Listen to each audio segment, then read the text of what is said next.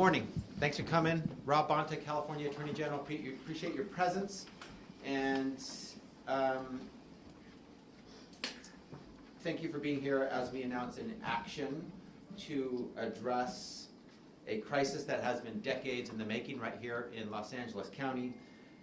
It's a crisis in the Los Angeles County jails that we will not allow to continue. For years, incarcerated individuals have been subjected to inhumane conditions and systemic neglect. Today, following a comprehensive investigation by my office, we're filing a lawsuit against the following people and parties: the Los Angeles County Sheriff's Department, Los Angeles County, Los Angeles Sheriff Robert Luna, and County Correctional Health Services and its director, Dr. Timothy Belovich, for ongoing violations of state and federal law that deprive people in custody of their basic rights. Let me be clear, this is about human dignity, this is about safety, this is about justice for those who are in our care. Los Angeles County operates the largest jail system in the United States and one of the most problematic, unfortunately, where ongoing failures put countless lives at risk every day. These conditions aren't new. For decades, the county has been aware of the unconstitutional conditions inside its jails. Yet instead of taking responsibility and fixing the problems, they've resisted oversight. They've spent millions of dollars defending lawsuits, fighting change instead of embracing it, and failed to implement reforms they themselves agreed to go through, through consent decrees and prior litigation. So they're already been sued. They've already been sued multiple times. They're under multiple consent decrees to implement changes. Even given the lawsuits, even given the consent decrees, they still haven't implemented the needed change. Now, just to be clear, the fact of the need for change cannot be in dispute. The sheriff has stated that change needs to happen. He's acknowledged the conditions that need to change. Others have said the same. Independent reviews and reporters have indicated that it is essentially a humanitarian crisis inside the LA County jails. Yet we are here today because the LA County Sheriff's Department, instead of making the changes, wants to fight, knowing that they need to make the changes. They want to spend taxpayer money on litigation, on fighting, on resisting, on foot dragging, instead of making the changes that are necessary. To this day, conditions inside Los Angeles County jails are still inhumane, and they include some of the following: filthy and unsafe facilities with broken plumbing, with infestations of rats and roaches, and inadequate access to drinking and bathing water. Basics. They include spoiled, moldy meals, little to no access to basic hygiene supplies, including soap and toilet paper, menstrual products, and unsoiled clothing and bedding. Nearly constant confinement in cells, which contributes to both physical and mental deterioration. And inadequate or delayed medical, dental, and mental health care, leading to preventable injuries, suffering, and, yes, deaths. When we're talking about feces smeared on the walls and medical care denied to those in need, we're talking about a disrespect for the basic dignity of our fellow humans and a violation of their most fundamental constitutional rights. Healthcare failures in these facilities are so severe that one of the county's own oversight bodies has called it, as I mentioned before, a humanitarian crisis. Right here in Los Angeles, in county jails, the Sheriff's Department, the Sheriff, LA County know about it, and they're not making changes. Unacceptable. And most alarming, people are dying. In the last 4 years, there have been more than 206 deaths inside the jails, and more than 40% were caused by preventable circumstances, including suicides, homicides, and overdoses. 85 human beings lost their lives unnecessarily. And these numbers continue to rise. Over the years, county leadership has repeatedly directed the Los Angeles County Sheriff's Department to strengthen narcotics enforcement inside jails and conduct more comprehensive searches of staff and of visitors, yet overdoses and deaths persist. Just this past May, the Board of Supervisors directed Sheriff Luna and Dr. Belovich to investigate the causes behind the rising number of deaths in Los Angeles County jails. But they continue to drag their feet to the detriment of far too many. We can't wait any longer. We need comprehensive reform, and we need it now. And that's what this lawsuit is about. My office has worked collaboratively with other law enforcement agencies, and we've done this across the state to address systemic failures. And we've seen meaningful reform where agencies act in good faith, partner with us, collaborate, work together to accomplish a goal and solve a problem, and implement the needed reform. That's the way it should be. Unfortunately, that is not the case here.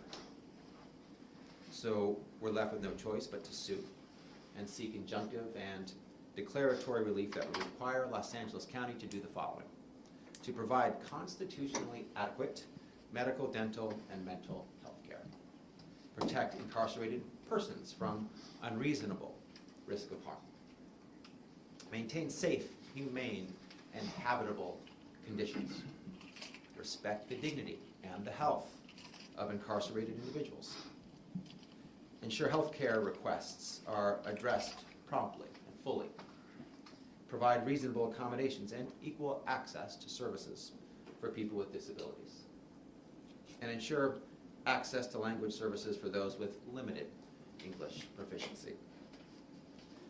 I prefer, to be clear, I prefer collaboration over litigation. But the county has left us with no choice, so litigation it is. We've seen as recently as last month what happens when law enforcement agencies proactively work with our office to improve. In Torrance, the city and the Torrance Police Department sought an independent review after deeply concerning misconduct among officers. They reached out to us. They knew they had a problem. They were right, and they reached out to us to help solve it. Together, we established a set of enforceable reforms to address our publicly reported findings, and the city agreed to have its implementation of these necessary reforms overseen by an independent monitor to improve accountability, policies, and community trust. That's the way to do it. And we were in this very room not long ago with Torrance's police chief announcing that reform, that path forward, that collaboration to acknowledge problems and confront them and fix them together. That's the way it should be. Where Torrance stepped up, Los Angeles County has stood still. They've refused to meet even the most basic constitutional standards. That's why we also recently had to ask a court to put in place a receivership over Los Angeles County's juvenile halls, because they too, rather than make progress on the needed reform, have stood still, and unacceptable conditions remain there as well. So make no mistake, my office will continue to step in to protect vulnerable populations and ensure meaningful reform when necessary. And it is necessary here in Los Angeles County in the Los Angeles Sheriff's Department. Today's lawsuit is just one example of that commitment and of that promise. We know that reform is achievable when agencies engage in good faith collaboration, but we won't hesitate to go to court when they refuse to act. The Los Angeles County Sheriff's Department has refused to act, and so we are in court. While the Los Angeles County Sheriff's Department made some improvements to its policing practices during the course of our investigation, these have primarily come from the county's compliance with other court orders. And these haven't put an end to the unsafe and unconstitutional conditions that continue to persist in its jail system. So I do want to acknowledge there have been some improvements in some areas, mostly on patrol, and those are important. We acknowledge them. We're grateful for them. That is the right path forward. but there has not been nearly enough progress with respect to the jails and the conditions of confinement, which means that after years of engagement, we're left with no choice but to go to court to make these necessary changes happen. There are still unsafe and unconstitutional conditions that continue to persist in the jail system. That cannot continue. It will change. It must change. Our lawsuit will be the driving impetus to make those changes reality. And we didn't take this step lightly, but when lives are at stake and decades of inaction have caused preventable suffering and preventable deaths, we must act, and we will act, and today we do act. Every community deserves law enforcement that upholds, at a bare minimum, constitutional standards. That's the floor. Every person in custody deserves safety, health care, dignity. They deserve conditions that will prepare them to re-enter society and provide rehabilitation for those serving sentences. This benefits all of California. This lawsuit is about accountability, it's about transparency, it's about justice, and we are here to ensure basic rights, fundamental rights, are upheld. As California's Chief Law Enforcement Officer, I'm committed to ensuring that every Californian is treated with care, dignity, and protections they deserve, regardless of their custody status. And so that's what this lawsuit is about. I'm grateful for my team getting us to this point. I'm happy to answer any questions in a moment, but before I do, I want to acknowledge and thank the team members in my office that got us to this moment, working hard, working overtime on behalf of the people of California, and making sure that we have constitutionally compliant, legally compliant conditions in LA County here in the Sheriff's Department, which we do not yet have, but with our lawsuit we will. And I want to thank Yasmin Manners, Caitlin Weisberg, Tanya Sukija Cohen, Dominique Alcaraz, Joshua Piovia Scott, Shirley Sullinger, Cherokee Melton, Srividya Panchalam, Virginia Corrigan, Michael Newman, Daniel O'Bannon, David Brown, and so many others that have worked on this investigation over the course of the years. LA County is the largest county in the nation. This is a big sheriff's department. It's the largest in the nation. And so we've been digging in, reviewing and investigating to get to this point, and we have emerged with this very important complaint in state court to make sure that the necessary changes are made. And with that, I'm happy to answer any questions that you might have. Hi. Hi, Emily Valdez, KNX. I want to switch gears really quickly because I want you to comment on the Supreme Court's ruling that got rid of the temporary restraining orders, so now ICE agents can come back into LA and basically target people because of where they are, what they look like, their language. Yeah, and would like to and happy to answer any on-topic questions as well, but let me talk about that. I know it's top of mind for so many, including us in the California Department of Justice, who, as you know, we were an amicus in the underlying case here in the Central District of California, in which that the ACLU led, and in which a trial court judge found that it violated the Fourth Amendment for ICE agents, federal immigration officers, to use race, the inability to speak English, location, or perceived occupation, to use those factors in any one of them or in any combination to stop and detain, search, seize Californians. And I agree with that case. Thought it was well written, well supported by the law and the facts. And the federal government, of course, appealed that case, and the Ninth Circuit did not grant the federal government's request for stay. And then they went to the Supreme Court on what's called, the U.S. Supreme Court, on what's called the emergency docket. And today we got word that on the emergency docket, on a 6-3 decision, it appears the U.S. Supreme Court has stayed, provided an emergency stay on this case. And so it's disappointing. And the emergency docket has been used more and more. You often don't know who has voted how and for what reason. There's no argument. There's no written opinion. There's no statement by judges as to justices regarding where they stand and why they stand where they do. We did get a little glimpse into some thinking with a concurrence by Justice Kavanaugh on the emergency opinion, as well as a dissent by Justice Sotomayor, joined by Justices Kagan and Brown, and so Jackson, excuse me, and so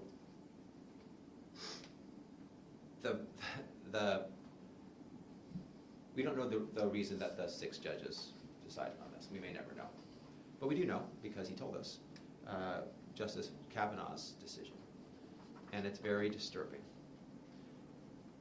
And I think Justice Sotomayor sort of captures where it leaves us if you follow Justice Kavanaugh's decision, again, which might not be the majority's rationale. And she says, we ought not live in a government or in a nation where the government can seize you because you appear Latino, because you speak Spanish, or because you appear to have a low-wage job. And I couldn't agree more. We shouldn't live in a country like that. And that's what the lower court's decision was about, making sure that we don't live in a country like that. And we'll see what happens next. This is, an emergency petition. The U.S. Supreme Court could have stayed out of it and allowed the lower court proceedings to continue, but they decided that they wanted to weigh in. I'll also acknowledge that the U.S. Supreme Court has recently said that you can't consider race in college admissions when it could be one factor among many to tackle historical discrimination, to address personal racial discrimination in an applicant's life. You can't consider it. But you can consider race when in a city like LA, where there are so many Latino Californians lawfully present, following the law. You can use race as a factor to discriminate potentially against Angelenos and Californians based on race. So how they prevent the use of race to tackle discrimination but allow the use of race to potentially discriminate is disturbing, and it is troubling. So those are some of my thoughts on the opinion. AG Bonta, Maya Spoto from Bloomberg Law. Does your office plan to take any steps to address the Supreme Court's order in the court that issued this stay? We're not a party in that case, so it'll be up to the party to decide. We will monitor. We will use appropriately our role as an amicus and consider doing that again should there be a response to the stay. But of course, the U.S. Supreme Court is the highest court in the land, and so their decision is it's an emergency stay while the proceedings continue. It's not a final decision in the case, an ultimate decision in the case. There's more of the case to continue. But we will observe what the parties to the litigation decide to do in court, and should we have a role that we think is helpful and appropriate as an amicus, we will consider that, certainly. Thank you. Were you surprised by that ruling, or not? Surprise these days is pretty relative. Disappointed. I think the rationale articulated by Justice Kavanaugh is dangerous and wrong, but he's a Supreme Court justice and I'm not. And I don't know if he represents the majority of the court on this issue, but he really went out of his way and wanted to make sure people knew his thinking, and so we know it, and it's dangerous. And obviously, as I've said before, I continue to have a strong belief in and a commitment to the rule of law. It's non-negotiable for me and for us here at the California DOJ. We'll uplift it and defend it. We follow court orders. And this wouldn't be the first time that in a case that we had or any party had, you've won below at the trial level, you've won at the intermediate appellate level, and maybe you don't get the answer that you want at the Supreme Court level, but we follow court orders because that's the appropriate thing to do in the United States of America. We're not talking about impeaching any justices or calling anyone a so-called judge or questioning the court's ability to opine. It is their role. They have taken a role. We will respect it. But it's disappointing. I wouldn't say surprised, but I will certainly say disappointing.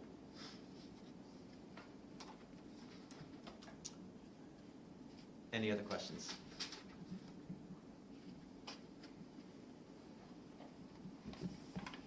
All right. Thank you for joining today.